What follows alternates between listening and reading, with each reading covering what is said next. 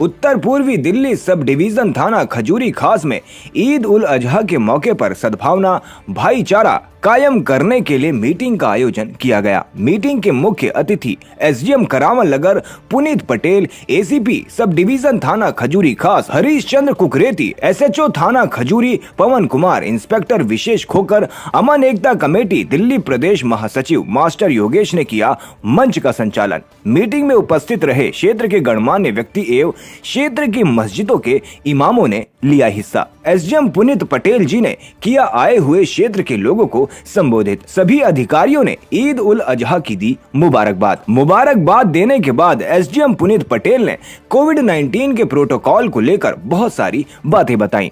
बकरा ईद को लेकर एवं कांवड़ यात्रा को लेकर, क्योंकि कांवड़ यात्रा पर रोक लग गई है, इसी को जागरूक करने के लिए जानकारी दी। जनता ने अधिकारियों को सुना और अधिकारियों की बात सुनने के बाद अधिकारियों की बात का समर्थन किया। कहा कि हम अपने क्षेत्र में स्वच्छता का ध्यान रखेंगे, कोई भी गंदगी नहीं होने देंगे और कुर्बानी हम पर्दे में करेंगे। सबसे पहले आप सभी को आने वाली ईद की बहुत बहुत मुबारकबाद। और जैसा कि पता ही है 25 से कांवड़ यात्रा शुरू होने वाली है, तो लेकिन अभी जो परिस्थितियां चल रही हैं आप सभी को पता है कि इस कोविड की जो समय चल रहा है इसमें पहली लहर और दूसरी लहर में क्या हुआ सबने देखा है।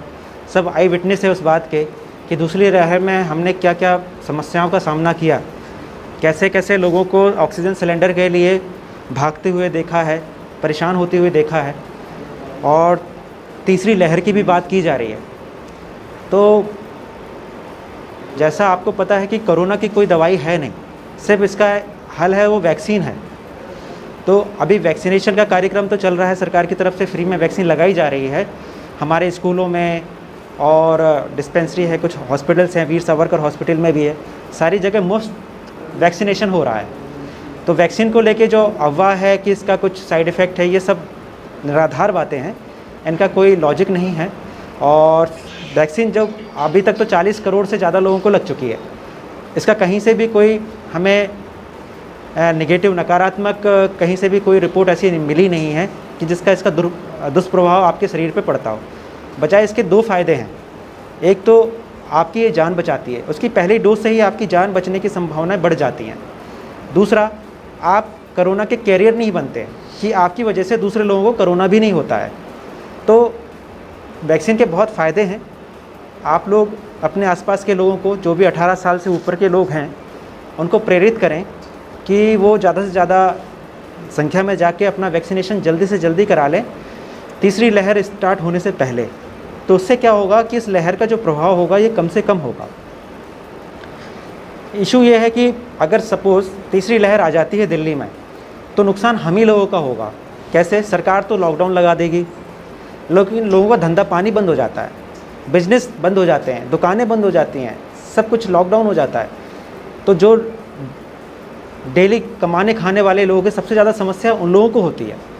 तो ये एक तरह की सामूहिक जिम्मेदारी है समाज की, हर एक व्यक्ति की, कि इस परिस्थिति का सामना जो कि सिर्फ वैक्सीन करके ही किया जा सकता है आज के समय में, तो उसको, उस जिम्मेदारी को पूरा तहे दिल से निभाया जाए और उसके प्रति हम अपना गंभीर रुख अख्तियार करें।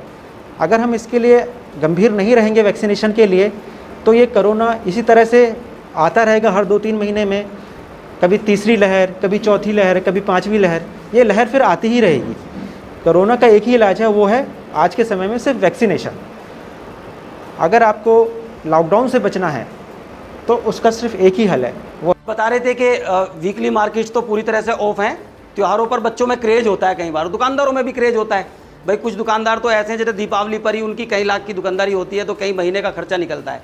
ऐसे ही ईद पर भी है ना, बच्चों की ईद पर वो मुंशी प्रेमचंद जी ने ईदगाह जो लिखी थी उसमें कितनी मार्मिकता से वर्णन किया था कि भाई कैसे बच्चे जाते हैं जेब में पैसे लेके और सामान खरीदने का कितना चाव होता है। तो दुकानदारों को भी एक बार वो समझाने का प्रयास करें और घर में बच्चों को भी कि जो मार्केट है उस मार्केट को उस तरह से मैनेज करें कि किसी तरह की कोई कोविड की सिचुएशन नेगेटिव वे में ना जा पाए।